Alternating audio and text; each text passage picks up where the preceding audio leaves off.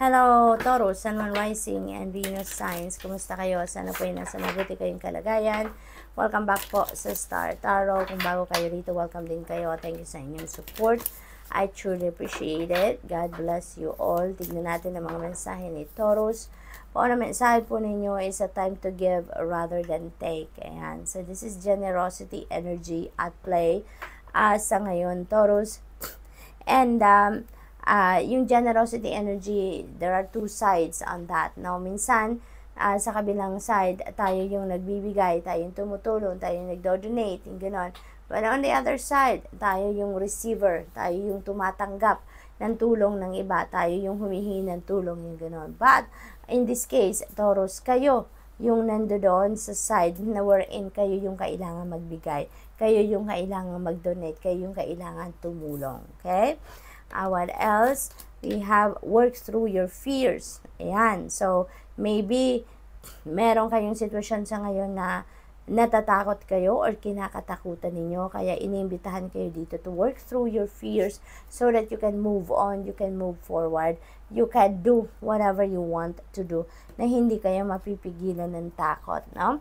Always remember, Taurus, na yung takot, no, kung yan ang hahayaan ninyong bumalot sa isip at sa puso ninyo, you are not going anywhere.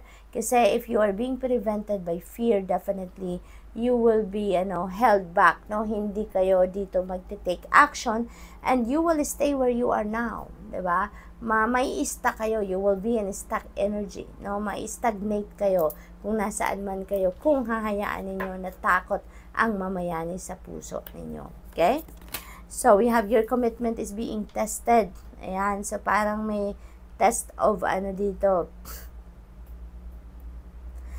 Kung gaano kayo ka-loyal, kung gaano kayo ka-sincere, kung gaano kayo ka-committed, no, sa isang bagay or sa isang tao or sa isang relasyon. So, test ito sa inyo, no? Ngayon, Taurus, kung gaano kayo katibay, gaano katatag kayo, no? At hindi kayo mawiwindang, hindi kayo ma-overwhelm, or hindi kayo matitempt, no? To do something else na makakasira sa inyong commitment. We have number 6, contract, Taurus. May pipirmahan kayong kontrata or legal documents na kailangan ninyong i-review at pirmahan, no? Posibleng yan, lease, no? Lease yan ng condo, ng apartment, ng bahay, sasakyan, maaring ganon. It could also be marriage contract na pwede ninyong pirmahan kung magpapakasal na ang iba sa inyo sa ngayon. So, ang reminder lang din sa inyo dito, no? Basahin ninyong maigi ang mga kontrata na yan before na pirmahan ninyo. Okay?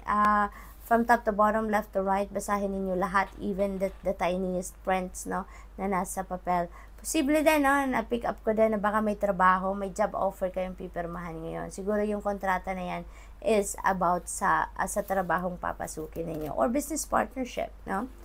47, the thinking woman, and so ang iba sa inyo dito is learning, no? Focus on education siguro, Taurus, or maybe magtatapos na kayo sa pag-aaral, something like that.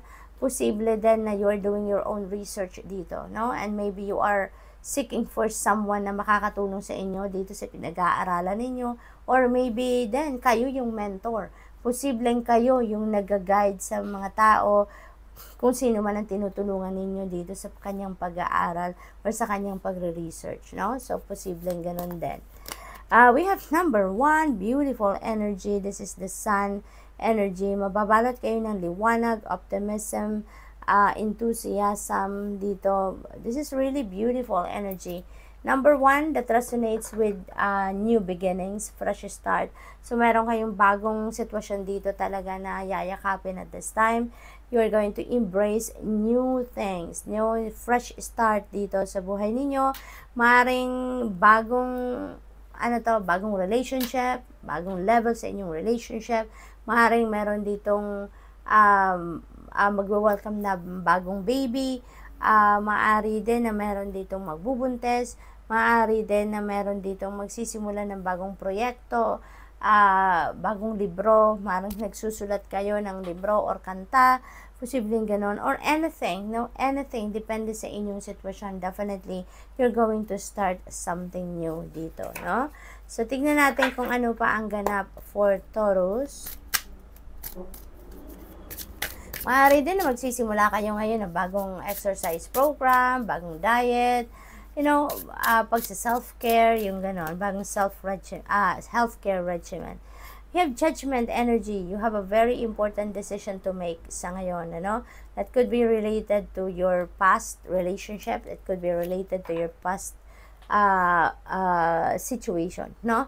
So, maybe meron kayong ngayon, ang napipick up ko dito, Taurus, that could be divorce or annulment dito.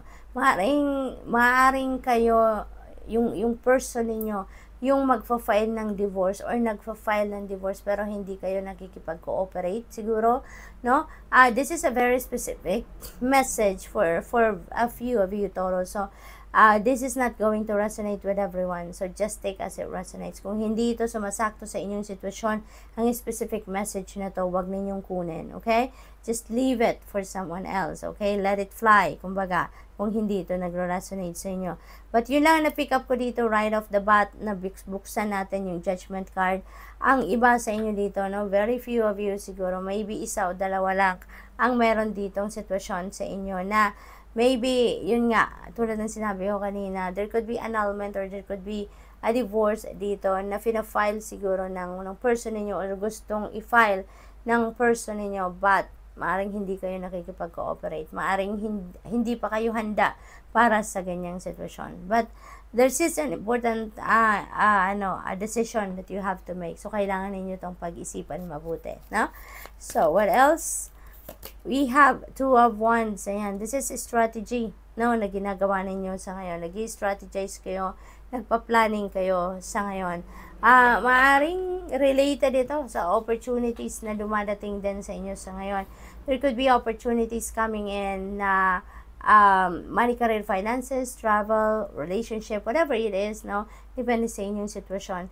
Maaring yung pinag-iisipan ninyo on how you're going to navigate that situation sa ngayon, May mga opportunities na kumakatok and you are making plans as well. So, maaari din yung opportunities na yan is in support already doon sa mga pinaplano ninyo. Or maaari din na yung ginagawa ninyong plano sa ngayon or strategy is related doon sa mga opportunities na dumadating sa inyo. So, maaaring ganun din ang ganap, no? We have 8 of Pentacles. Ayan. So, this is about work, This is about mastery of your craft. Maaring ang iba sa inyo dito, nag-aaral, nagre-research, para mas maging maganda, mas maging magaling kayo sa kung ano man ang inyong ginagawa. Posibleng ganun ang ganap. Or, posibleng nag-aaral ang iba sa inyo, nag-aaral, nagre-research because maybe you are getting ready for a new career path. Siguro napapasukin ninyo dahil meron tayong number 1 dito, no? So, new beginning, so maybe that is a new career path then natatahakin ang iba sa inyo, kaya pinaghahandaan ninyo, nag-aaral kayo, nagre-research kayo. So, posibleng ganun din ang ganap. For those of you naman, Taurus, na sobrang sipag ninyo, mahal na mahal ninyo yung trabaho, you're mastering your craft para mas magkaroon kayo ng isang mas magaling, mas magandang resulta, no, sa inyong trabaho sa ngayon. This could be a very rewarding job para sa inyo, no? Maaring mabigyan kayo dito ng financial reward, promotion, pay raise, yung mga ganun ba. So, posible din yan para sa iba sa inyo. So, good luck, and that's all I have for you for the week. Thank you for watching. Love and light. Namaste.